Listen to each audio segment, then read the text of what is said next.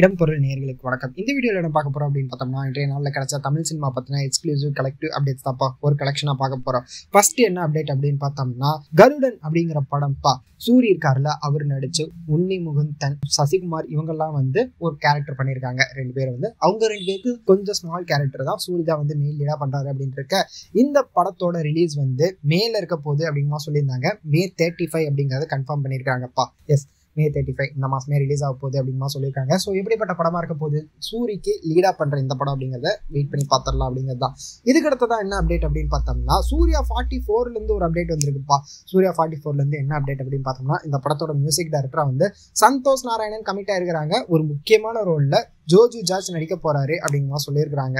So இதுக்கு அடுத்ததான் என்ன அப்டேட் அப்படின்னு பார்த்தோம்னா, ரோமியோ அப்படிங்கிற விஜய் ஆண்டனி படம் இருக்குல்ல, அது இப்போ ஓடிடியா அமேசான் பிரைம்ல ஸ்ட்ரீம் ஆயிட்டு இருக்குது. ஆஹா தமிழ்லையும் ஸ்ட்ரீம் ஆயிட்டு இருக்கு அப்படின்னு இருக்க. யாரெல்லாம் இந்த படம் பார்க்கணுமோ தாராளமா இப்ப பார்க்கலாம் அப்படிங்கிறது தான்.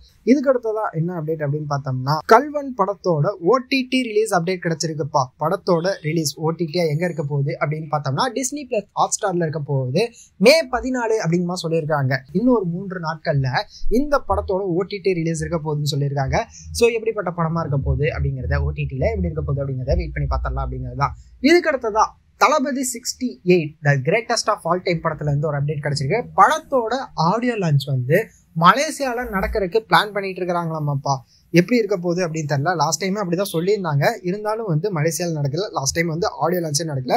ஸ்ட்ரைட்டா சக்சஸ் மீட் அப்படின்னு இருக்க.